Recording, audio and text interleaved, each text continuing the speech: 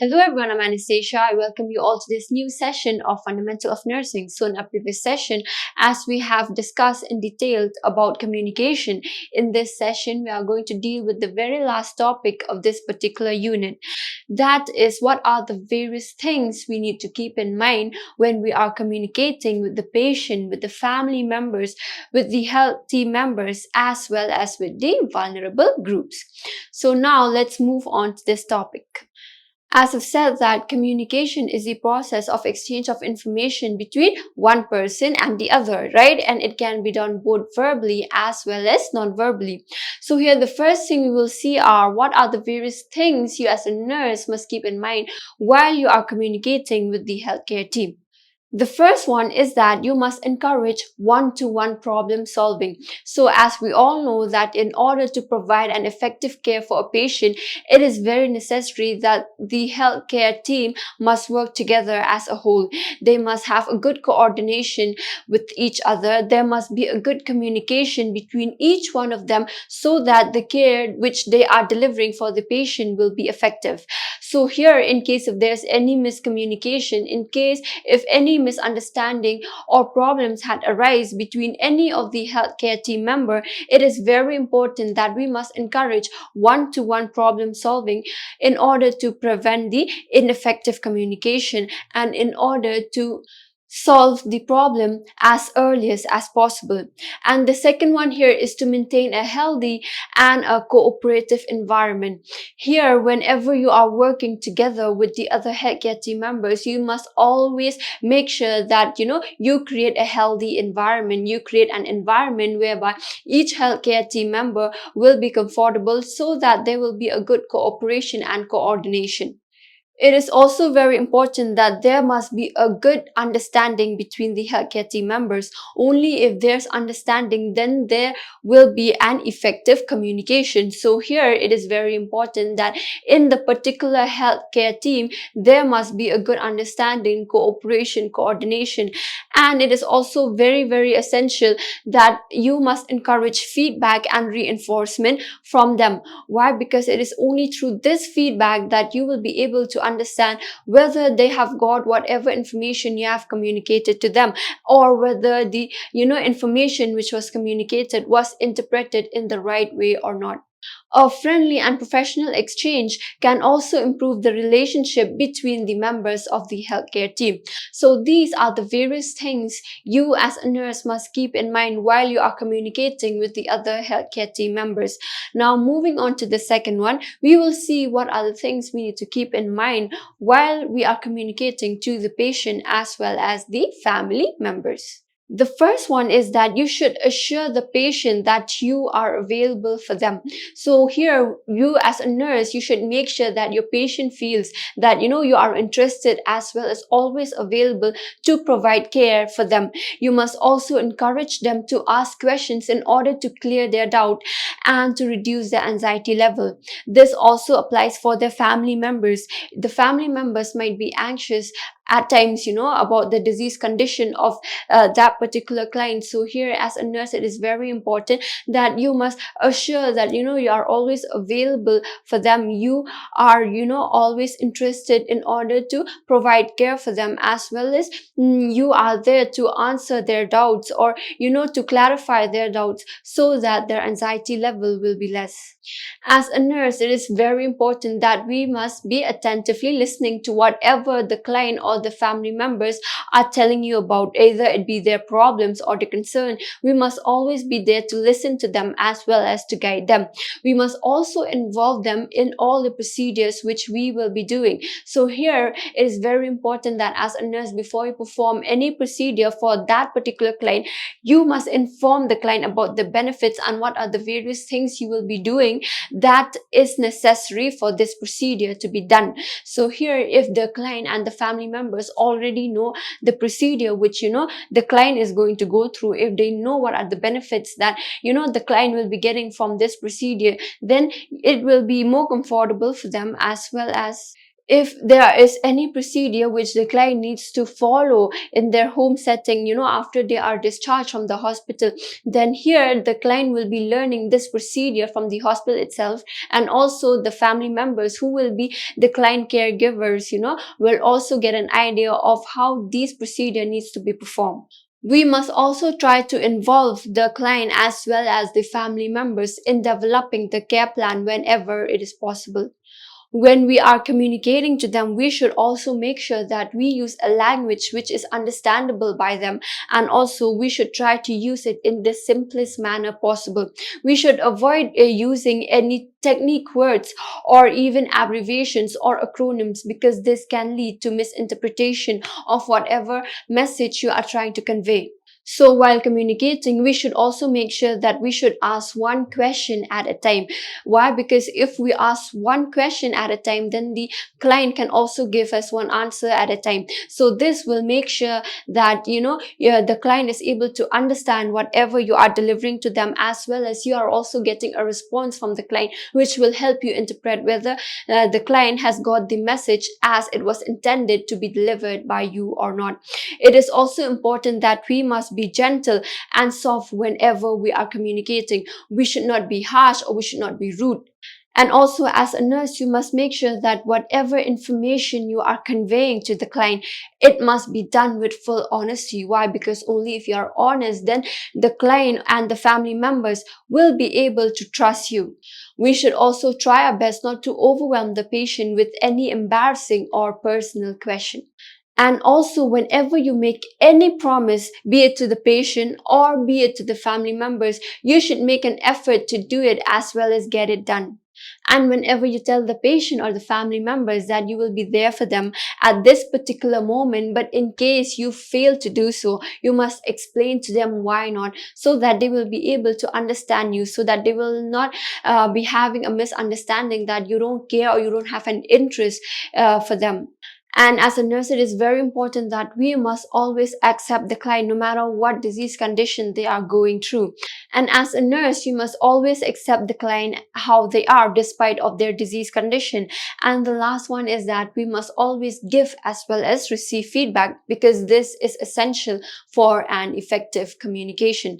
So these are the various things you should keep in mind whenever you are communicating to the patient as well as to the family members. Now here, moving on to the next one, that is communication with the patient. So what are the various things you need to keep in mind whenever you are communicating only with the patient? But the first and foremost thing that you should not forget is that you are there to provide care as well as support for the client.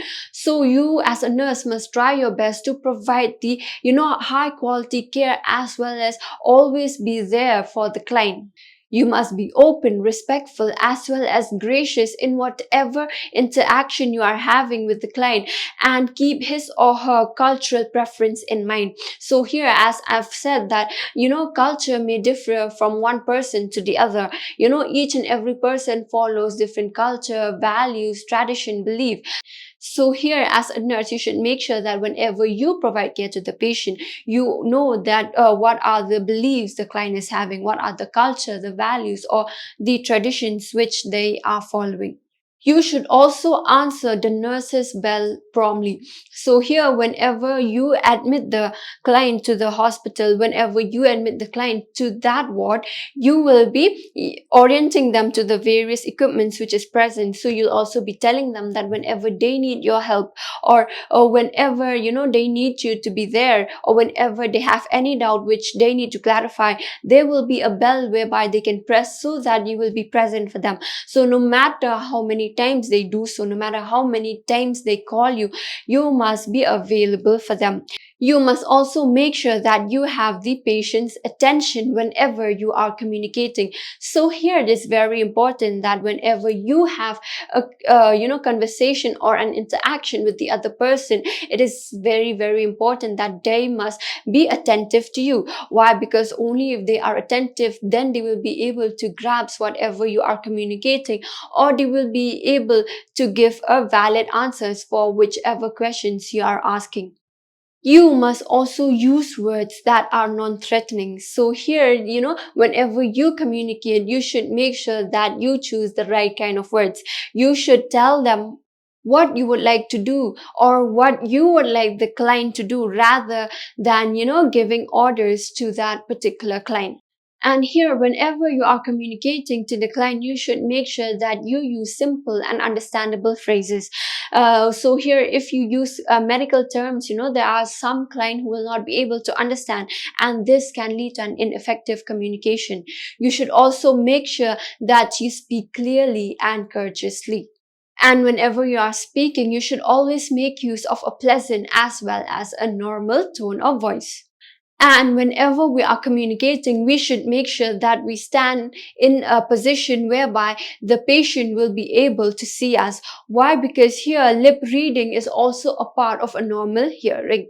Not only that, but we should also use body language which is appropriate. We should also explain all the facts and the procedures before doing a mask that covers the mouth of the patient as well as the lower face. So here it is very important that, before you perform any procedure where, you will have to cover your mouth and the lower face, it is very important that you explain first everything, because sometimes, after you wear a mask and you try to explain, the client may not be getting the accurate information. He may not be able to hear properly.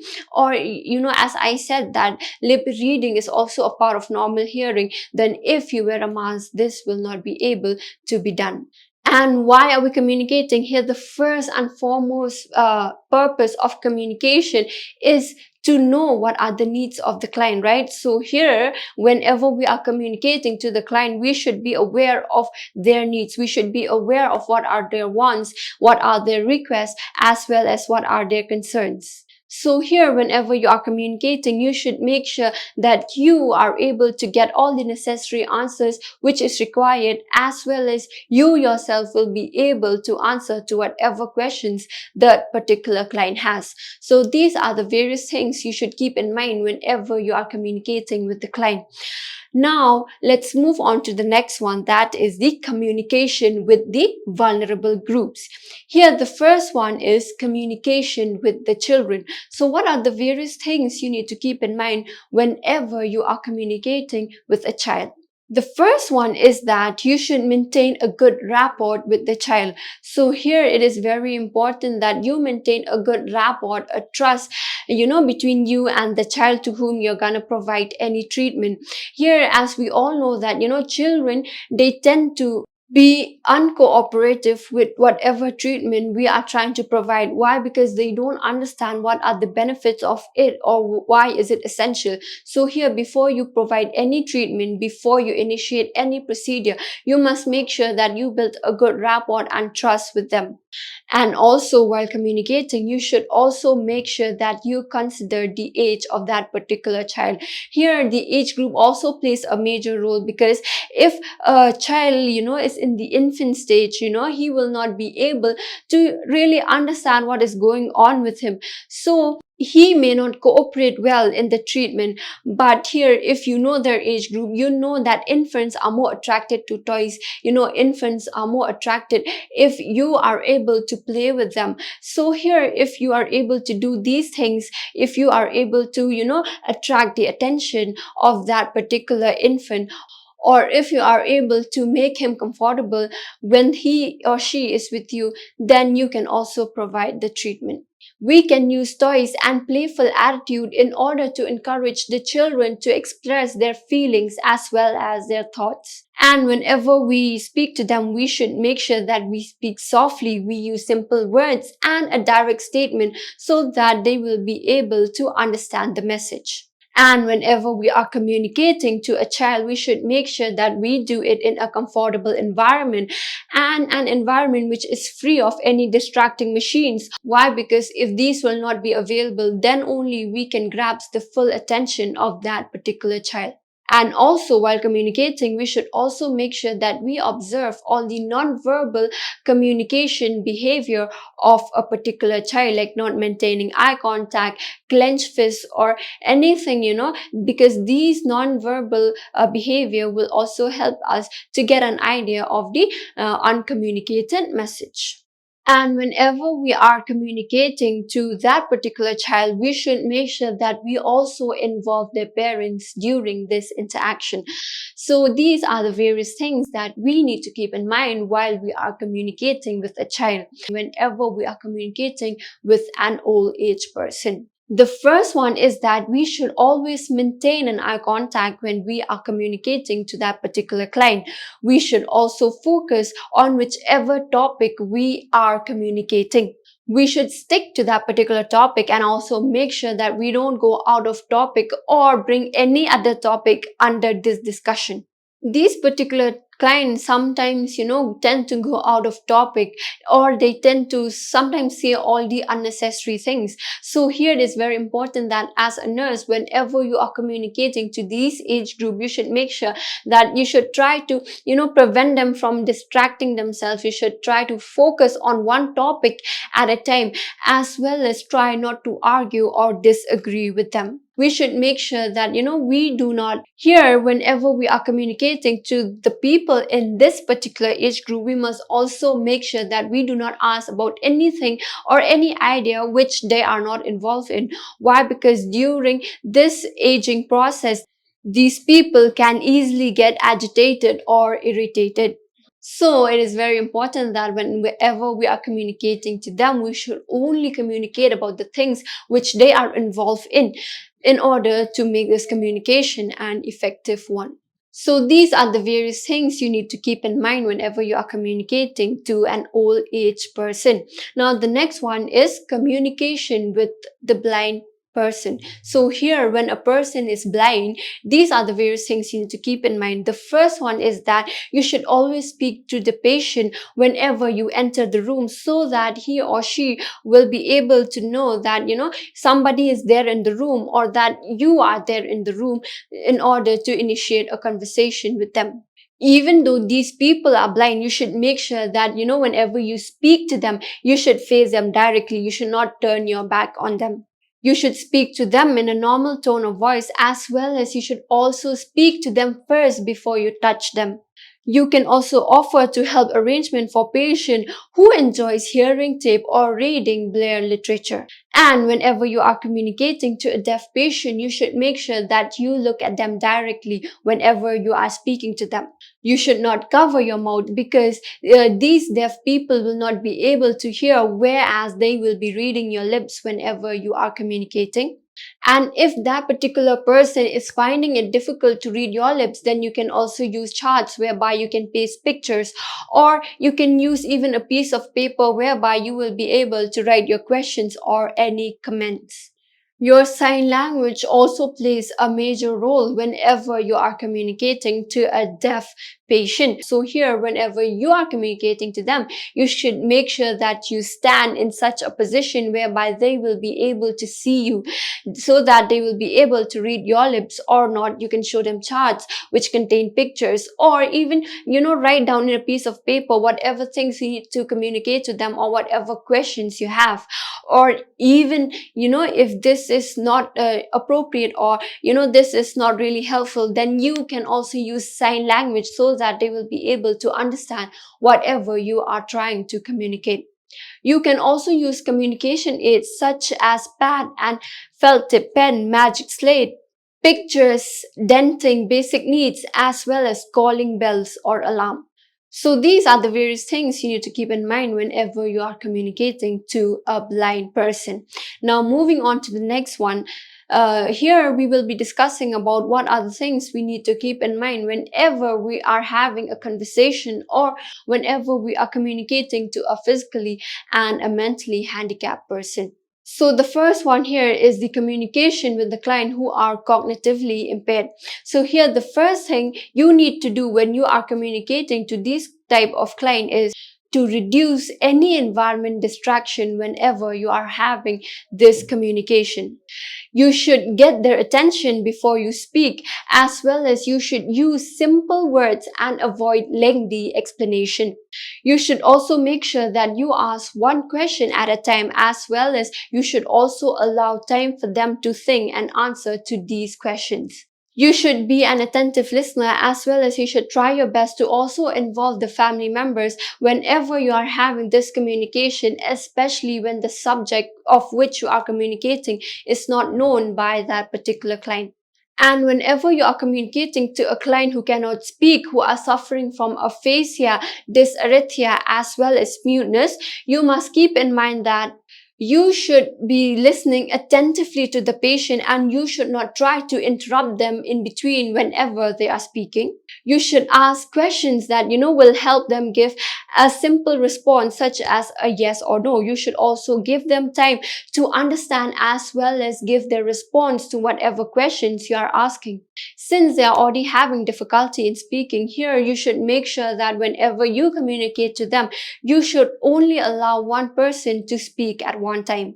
And whenever we are communicating to them, we should make sure that we do it in a normal tone of voice. We should not shout, or we should not be rude to them. We can also use alternative methods when we are communicating to these type of people, such as lip reading or using of sign language, or through paper and pencil, whereby they will be able to write down whatever they need to communicate to you, so that it will not take a lot of time. Or we can also show picture cards, or we can also advise them sometimes to just blink their eye. Like, for example, if they want to answer yes, instead of taking time to say this particular word, we can advise them just to blink their eyes. So in case if we go to them and ask them, did you had your breakfast, instead of them saying yes, they can simply blink their eyes. This will serve as an indication that they have already had. Or we can also use the computer assisted communication, whereby the client will be typing whatever they want to communicate to you through keyboard, and it will be displayed in the computer screen. So these are the various things we need to keep in mind whenever we are communicating with a client who's having difficulty in speaking. However, when we communicate with a client who is unresponsive, we must make sure that we call the client by names whenever we are interacting with them, and we must also make sure that we interact with them both verbally as well as non-verbally. We should also make sure that we make the use of touch in order to communicate with them. Speak to them in such a way as though he or she are not able to hear you. So here it is very important that you should not only increase your tone, but it is also very important that you must try to repeat the same thing again and again, even though you have understood that the client has got the message. But until he or she is not responding, you should make sure that you do it again and again in order for them to respond. So here, even though if the client is not responding to you, as a nurse, you should make sure that you explain all the procedures to that particular client before you perform them. You should also make sure that you orient them to the time, place, and person. You should also avoid talking about this particular client to the others, because if they come to know about it, then they will because if they come to know about it, they may not like it, and this can furthermore lead to an ineffective communication. And then now here we will discuss about what are the various things that you need to keep in mind whenever you are communicating to a female or a woman. The first thing is that you should always show that you respect her. You should always listen attentively to whatever she is speaking to you. You should fight the urge to fix things. You should look for subtext. You should also share the problems without attacking them. Whenever you are communicating to females or a woman, you must be very careful, because here females usually create and maintain close relationship whenever they are communicating. Women tend to focus on meta message. Women tend to focus on meta message and on the bigger picture. Women also engage in rapport talk, whereby they communicate or they talk in order to establish connection as well as to negotiate the relationship. This particular client will be sharing a lot of stories, be it about herself or about her family members. And whenever we are communicating to them, we should ensure privacy. Why? Because women are more comfortable whenever they speak in private. So here, these women, whenever they speak, they usually like to share everything which they have. They also want to sit close, as well as, look at you face to face whenever they are having any conversation. And especially if the nurse, who's also a woman, is providing care for them, then these women are likely to acknowledge whatever points which is made by that particular nurse. So these are the various things that you need to keep in mind whenever you are communicating to them. So here we have come to the end of this topic. So in today's session, we have discussed about what are the various things we need to keep in mind whenever we are communicating to the healthcare team members, to the patient, and to the families, and also what are the things we need to keep in mind whenever we are communicating to the children, to the old age group, to the people who are blind, who are deaf, who are unresponsive, or to a woman. So I hope you guys have got a clear insight of this topic. Thank you.